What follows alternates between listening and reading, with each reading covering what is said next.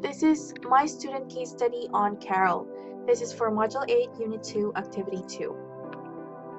So the elements of this case study, this will include student and family background, school history and her experiences, previous assessment data, previous interventions, parent communication, and initial plan of action.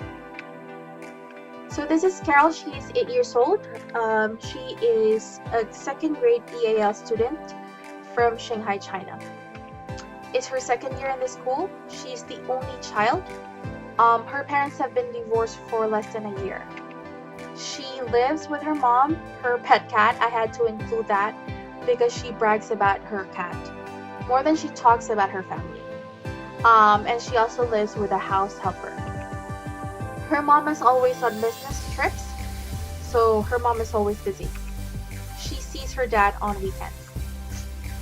I've known Carol since her first grade, since I always hear about her from my colleagues, her teachers.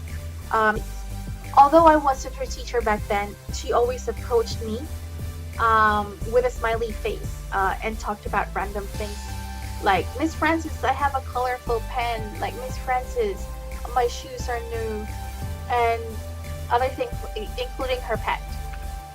So this random talks continued this year. Carol always approaches me every after class, and she talks about her pet again and other things, but never about her family. I asked my co-homeroom teacher, she is Chinese, and her other teachers about it. They said she's always talkative after class, but quiet during the class. Carol is very friendly and sweet, but she doesn't have a best friend in class. She sometimes plays alone or just sits down while others are running around and playing. Both my co-homeroom teacher and I have reminded the others to play with everyone, but they refuse to play with certain kids, including Carol. My co-homeroom teacher told me the same thing happened last year when they were still in grade 1. She also added that they would just bully Carol if the teacher pushes them or force them to play with her. So Carol is very quiet in class, but always looks at the ceiling or just stare blankly outside, and she just couldn't focus during the class. According to the other teachers that I've spoken with, this has been the pattern since grade 1. She has been seen fidgeting with her pencil, ruler, or eraser. Her teachers and classmates can understand her when she speaks. She loves to talk, but she can't express herself further because her vocabulary is limited. She couldn't write more than 5 sentences on her journal book during writing class. Her written, formative, and summative assessments, she always gets the lowest grade in grade 2 subjects, including math, Chinese, and English. She does her seed work attentively. You would see her very focused, but when you check it, it's with poor quality. Like wrong spelling, even if you tell her to open her book. Wrong spelling, wrong grammar, or just the answer is wrong. Work is very messy. Handwriting is not clear, and in our class we are very particular with handwriting. According to her math teacher, she doesn't look at the details of the equation and just guesses the answers immediately so that she could finish answering. Carol always forgets to hand in her homework. Her reading fluency is average, but her comprehension is low. So we have Raskis at our school, and her reading level is still in J. Our target level by the end of the school year for grade 2 is level N. These are the previous assessment data that I got from my co-teacher. I got her first progress test grade, which was in September, and her final progress test, which was in June. So I included here the average score. The first progress test was in December. The second progress test was in February, and we are going to have our next progress test next.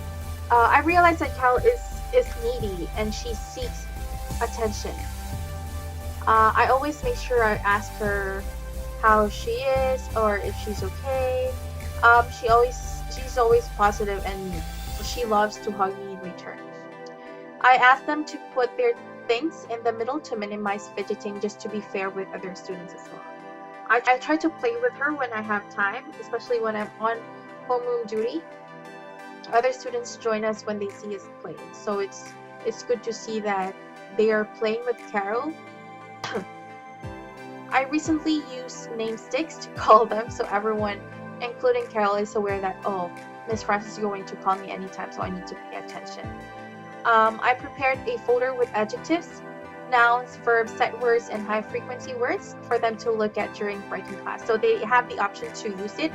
I encourage Carol to use it because there's a lot of words in it. I give the class differentiated worksheets and tasks as well. I give her extra reviewer before their testing.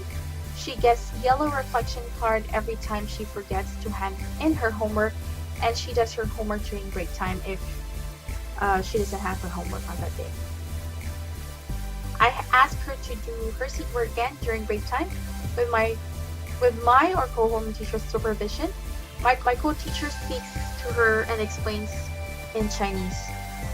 We always write how many books she needs to read every day on her homework diary, and checks her logbook every week. We told our assistant principal about it, but she told us to communicate with the parents, which we've been doing. So I'm going to talk about parent communication. Mom doesn't speak English, but her dad can. I've been emailing the parents about Carol's progress and her issues in class or at school. The dad rarely replies to my email. He would always start his email with, Miss Frances, please know that my daughter Carol is very sweet and caring. I asked my co-homeroom teacher to invite them to see us, but they always cancel it at last minute. My co-teacher always messages the mom on WeChat every time she doesn't hand in her homework. I also asked my co-homeroom teacher to remind her mom about her rest kids reading. So I asked our counselor, she's a psychologist, to speak to Carol, but she refused to since we don't have the consent from the parents yet. But we are working on it. My co-teacher will find time to speak to her parents about this since she thinks that they are still going through marital problems. So I am also going to continue doing the previous interventions that I have been doing, but I'm not sure if it's good to push her more, knowing that she's struggling already. So I don't want her to lose that little motivation that she has. With the homework, I want to implement the no play, no homework policy again, but I also think I'm being brutal to them. I thought of talking to her one-on-one about her family and just like random stuff, but I don't know where to start. So that is my case study on Carol.